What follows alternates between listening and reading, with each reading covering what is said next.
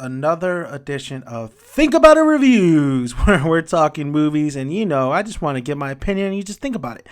But we're talking 10 Cloverfield Lane. Is directed by Dan Trachtenberg, produced by J.J. Abrams, once again, Bad Robot, starring John Goodman, Mary Elizabeth Winstead, or Weinstead, I think it's Winstead. Yeah, you know her from Ramona from Scott Pilgrim versus the World.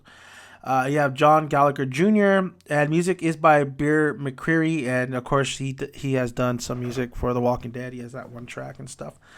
And now, 10 Cloverfield Lane. A lot of people ask me, like, is this like the sequel to Cloverfield? And it is a blood relative of Cloverfield, where it has some elements in here from Cloverfield, yet it's its own kind of standalone film, or is it? That's what I gotta say. But what we see Mary, of course, Elizabeth Winstead, who plays Michelle. She gets in an accident. She winds up in this bunker, in this John Goodman's bunker, who's played by his name is Howard. And Howard is with Emmett as well. They tell her that they saved her life, that the air up top is not safe to breathe, that things are going on. And pretty much John Goodman's Howard, aka Howard, he's telling Michelle, like, I saved you, thank me, you're staying here for the rest of your life. Okay, so that out of the way.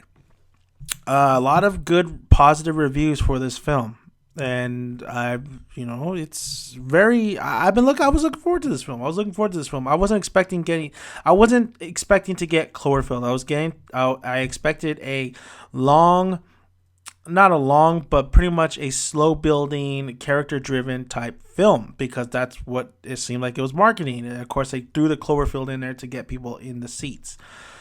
That's what I got. I got a slow building mystery, character driven film.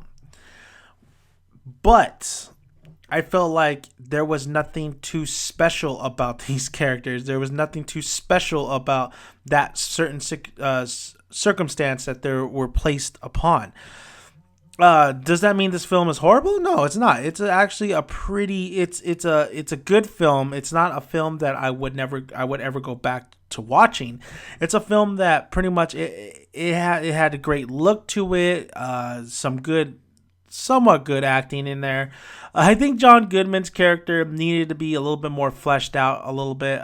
You can't tell this guy's crazy or not, but he has this one mode. He just has this one kind of demeanor to him, and I felt like we've seen that in films. We've seen that in a lot of films, and I felt like for this character, it would have been nice if he was. I'm not saying he has to be over the top. I'm saying he has to have a little bit more of humanity mixed with a little bit more of a monster within him, because he does have a monster within him. Not literally. I'm talking figuratively.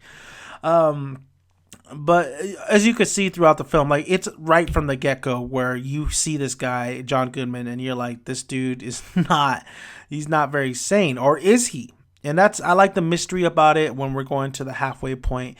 And I do like the mystery fact in here. And I do like Emmett as a character as well. Emmett is the other guy who has the broken arm.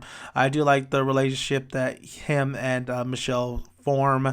I felt like they needed to form this trio a little bit more. And I did like the aspect. I think this film is two films. This film is two films instead of it being one. They try to cram in some of the Cloverfield stuff, and I felt like it just does not work. It does not work. I think they should have either went one route or the other. And that was my main gripe about the film. It's just it never felt like one very.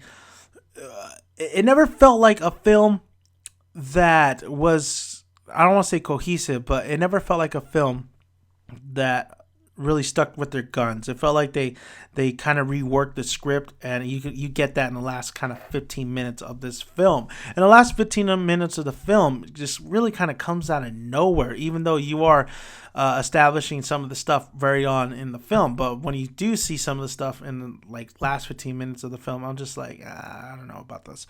Honestly, some of the dialogue and some of the interaction kind of bored me a little bit, but there was some dialogue and some interactions and some things that the characters had to do that was very interesting, that kind of kept me engaged. But overall, 10 Cloverfield Lane wasn't as good as I hoped it would be.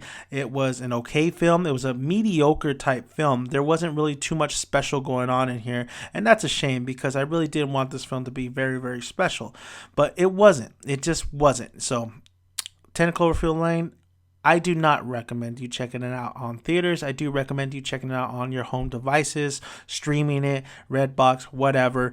I feel like $11.50 is just too much to pay to watch 10 Cloverfield Lane. So, but like I said, this is the thing about a review, so you're gonna go watch it anyway. It's just my opinion. Like always, guys, grab a seat, buy a ticket, grab a seat. Make sure you got some good popcorn to eat. I'll see you at the cinema. Bye, guys.